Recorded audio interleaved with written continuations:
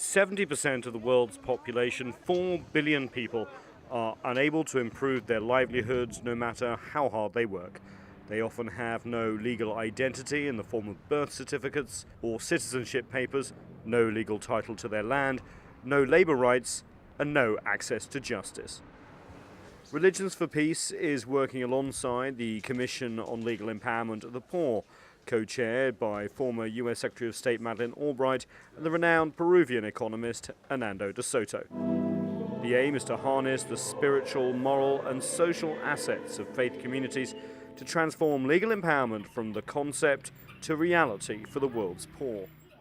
Their joint agenda is focused on ensuring that all people have equal access to justice, property rights, labor rights and business rights.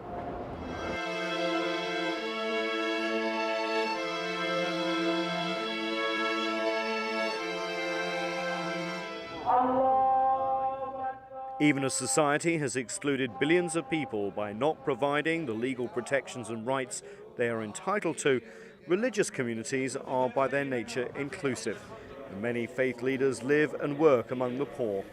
In Kenya, Archbishop John Gwini Kivuli is one such leader. I live among the poor. That's my lifestyle. So, and I'm realizing that it is because of the bad laws that have been legislated that we have a disadvantage. We are disadvantaged. Through their existing vast networks of local temples, churches and mosques, faith communities are the closest to the poor and are well placed to help transform lives through the realization of legal empowerment.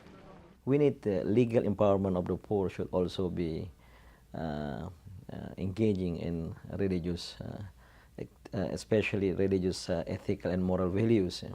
And this is the best way in certain countries like Indonesia or many Muslim countries.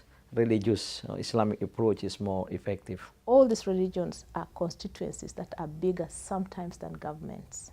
If you look at one faith in itself, like the Anglican Communion, it's in 38 countries.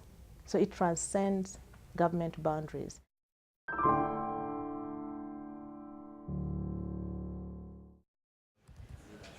Equality and dignity for every human being is at the heart of the world's religious texts.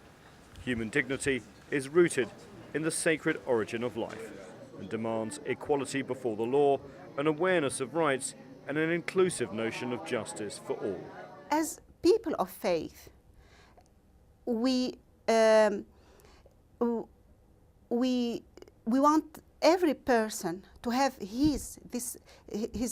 this legal identity because it's a part of his dignity as a human being. To achieve this goal, Religions for Peace is working with communities of faith to promote legal identity and legal literacy among the poor to enable them to shape their own future. People have properties, everything they have got, but they don't know how to use the properties. And the rich people, the other people who are misguiding them, they're taking advantage of that. So religion communities are the only people who can reach to them directly, to the grassroots. Some things political leaders can't do, but a religious leader can do. Empowering the poor in general and women in particular to have access to justice, to the just laws, is very important because this restores their human dignity and also help them to have their place as citizens, and this is very important. At the heart of Religions for Peace mission is the understanding that the well-being of each person is related to the well-being of all. Legal empowerment is not just a question of empowering individuals to escape poverty, but of reshaping society as a whole. Nowhere is this more urgent than in addressing the marginalization of the world's indigenous peoples and their spiritualities. Exactamente es eso, el no reconocimiento que existe en el mundo frente a los pueblos indígenas desde los gobiernos de diferentes países. No está reconocido constitucionalmente como pueblos originarios o primeras naciones con todos sus derechos y no se hacen cumplir las leyes o los convenios internacionales.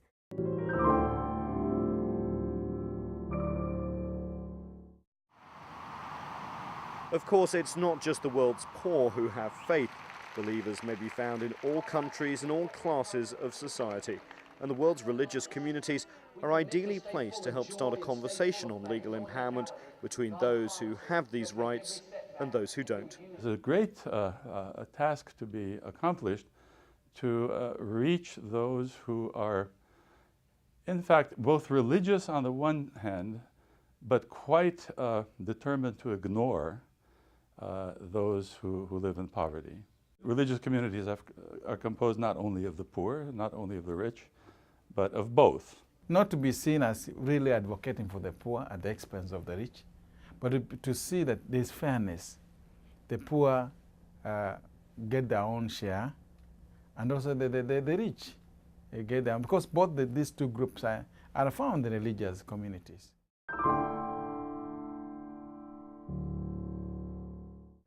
This is not to say that the rich and empowered should be excluded, but legal empowerment advocates ethical, economic and legal systems in which sharp distinctions of opportunity give way to legal protections for all in society. Economic must have moral economy. Moral economy is economy for all, not for the rich groups only.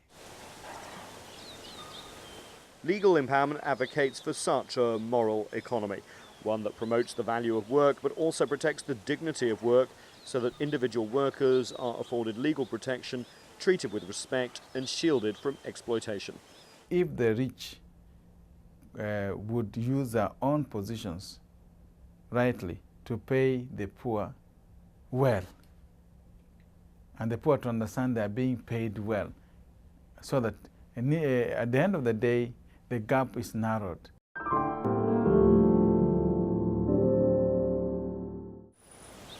Religious communities support individual and collective rights to own property. However, they also recognise that advancing such ownership rights comes with a responsibility to safeguard the common good and manage our shared earth for future generations.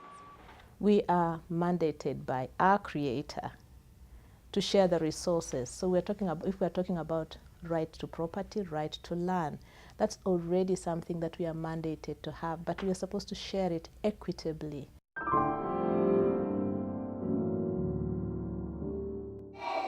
The world's religious communities and traditions are uniquely placed to promote the ethical message of legal empowerment, utilising the global reach of their networks that bridge the gap between the rich and the poor. They can help translate this important concept into concrete changes in the lives of the world's poor. Religious leaders can engage with national leaders and mobilise political support for reforms that grant equal access to justice, property, labour and business rights. They can raise public awareness in their places of worship and mobilise community members to bring legal education and services to the poor. If all the religions come together, if whole team of Religion for Peace from all over the world, if they come together and take just one thing in their hand, just one determination, not too many tasks in their hand, to educate the poor, to empower the poor, and to solve the problems of the communities at large.